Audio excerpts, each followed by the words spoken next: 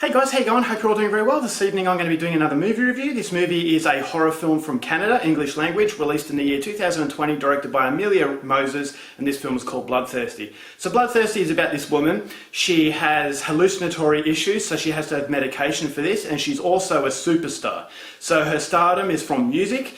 She created an album that was an absolute smash hit, and that was her debut. Now she has to have a follow-up album. And the hallucinations are coming back because the pressure seems to really intensify these hallucinations. So she goes to a psychiatrist. The psychiatrist prescribes her some new medicine. And so this is what's hopefully going to keep the hallucinations at bay.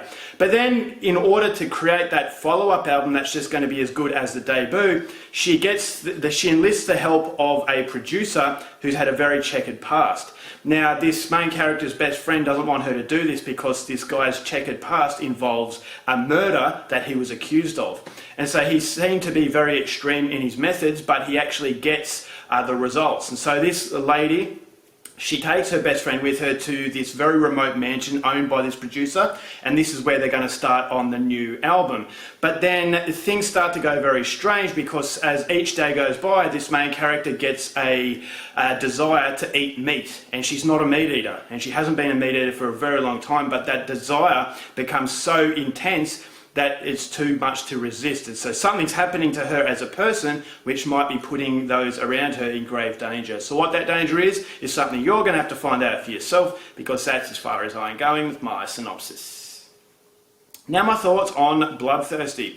Although this is a movie that I didn't really hear too much about before I actually realised it was released here on DVD in Australia, I was still fairly excited because it was certified as fresh on Rotten Tomatoes. Now Rotten Tomatoes, you either take it or leave it. It's not the be all and end all, but it always gets onto my radar when a film has been certified fresh, because obviously a lot of people have liked it. And so being a lower budget Canadian horror film, I thought, all right, well, what is this going to produce? I saw the trailer and I thought it looked very interesting and enticing, but was it really going to quench my thirst?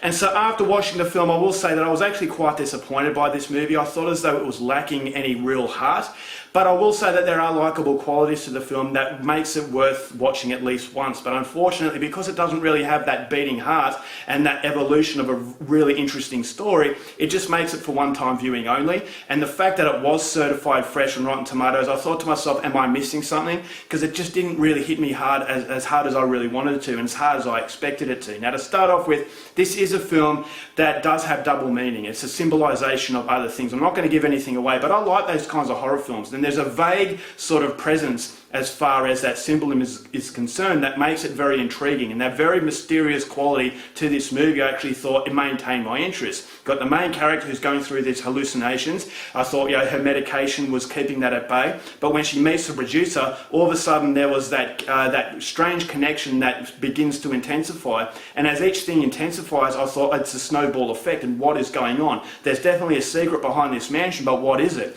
But unfortunately, when it comes to the answers, I just thought as that was a little bit of a letdown. It was very mediocre in actually elevating it to that explosive level. So it just doesn't have the explosion. But I will say that as far as cinematography is concerned, it's very creepy. I thought the soundtrack was actually quite decent. I don't go for this particular style of music, but I actually thought it was fairly decent for what it was.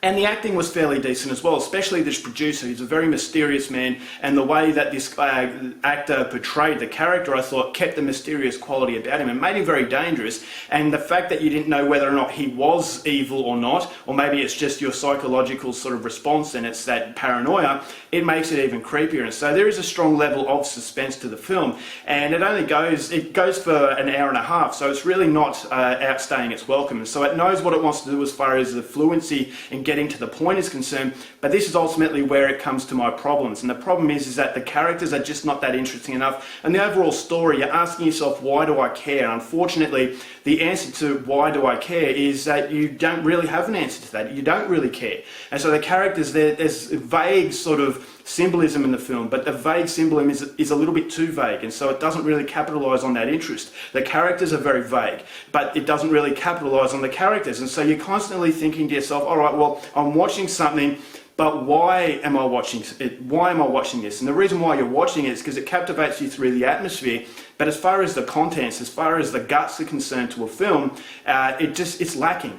And so I thought the script, it was just going through the motions. The whole story was going through the motions. And by the time it finished, I thought, all right, well, that was interesting. It certainly wasn't a bad film, but I was waiting for that explosion that would warrant the certified fresh on Rotten Tomatoes. Now, I know not to judge a film based on others, but it is hard to shake the fact that this film had got a lot of credit, but unfortunately I just don't know where the credit came from, because it was a pedestrian film. It's not a mediocre movie, it's definitely worth the effort, but as far as those brilliant horror movies, it just doesn't really strike the chord for me. So that was unfortunately the issue. It was very competently made. I thought the story was fairly competent, but it basically stays there. It's a competent film and nothing much more. So overall, for Bloodthirsty, go into it with caution, because if you actually have that hype that I had, you're going to come away from the film, you're disappointed and shortchanged.